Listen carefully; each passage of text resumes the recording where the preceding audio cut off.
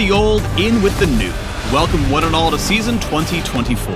We've got quite a few changes to share, from terrain adjustments to new monsters and items. Ready to see what's coming? Let's get into it. Wait, where are we? Oh, it's top lane. These walls are different, and would you look at that? The brush is now in the middle of the river. Well, that'll make for a trickier gank path from jungle, so you top laners can focus more on your lane opponent instead of hungry junglers. We've got terrain changes across the entire map actually, like in mid lane. The brush is farther back from the lane now, and we've adjusted the walls to both red and blue side for better symmetry. Overall, these adjustments should make it a little safer to play a variety of champions in mid lane, especially those mages with zero dashes. Speaking of safety, we've also changed the walls opposite Baron and Dragon Pit for a bit more security while you're moving between lanes through the jungle. Finally, in bot lane, there's a new gank path on red side to make the map more symmetrical. We've also shifted the brush to the middle of the river so both teams can more reasonably fight for vision control. Look alive down there. New jungle paths aren't the only thing to keep your eye on this season. A new Void monster has found its way to the Rift. During the early game, a camp of 3 Void grubs will now spawn inside the Baron Pit. When you attack a grub, smaller Void mites appear to join the fight. Killing one of the Void grubs grants a permanent buff to your entire team that deals damage over time when attacking turrets. For every grub you slay, the buff becomes more powerful. After the first 3 grubs are killed, 3 more will spawn a few minutes later. If your team manages to kill all 6, then you unlock the maximum buff. When you attack a turret, you'll apply the damage over time and spawn some Void mites of your own to help take it down. Keep in mind that these grubs are an incremental camp, not all or nothing. So slaying even one can give your team a small boost and keep the enemy from collecting all 6. At 14 minutes, any remaining grubs disappear and the beloved Rift Herald enters the game with a fresh new look. Maybe they're born with it, maybe it's the hideously vile influence of the Void from whence they came. If you slay the Herald, you can summon them as before to march down lane and whack turrets.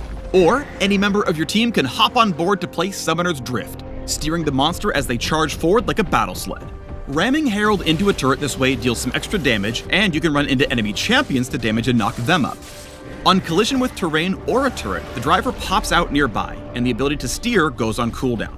This cooldown resets if you hit a turret, but takes longer if you hit a wall. All aboard the Shelly Demolition Train. Now let's talk about... what was that?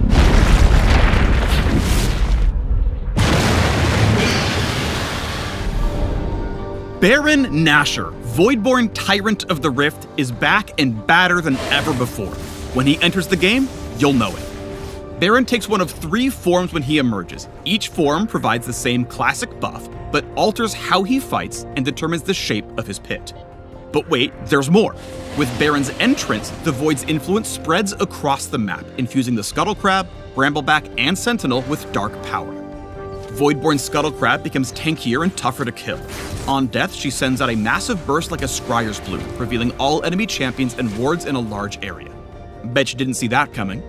Likewise, the Voidborn red and blue buff require a little more muscle to take down, but in exchange, they grant the buff to every teammate who's alive at the time. So no more fighting over who gets blue buff, alright?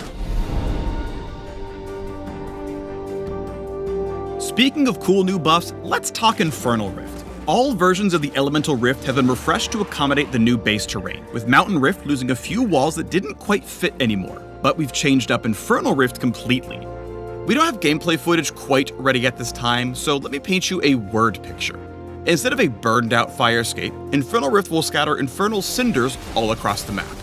Picking up these cinders gives a small burst of move speed and a stat buff. On death, half your collected cinders explode out for others to snag for themselves. I mean, you weren't using them anymore, right? As in years past, we've made some item adjustments for this new season.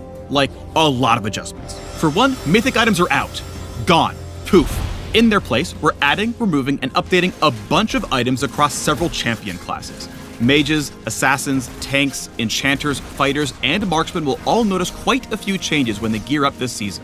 For example, the new Storm Surge for those AP assassins and burst mages who really want to shock the enemy.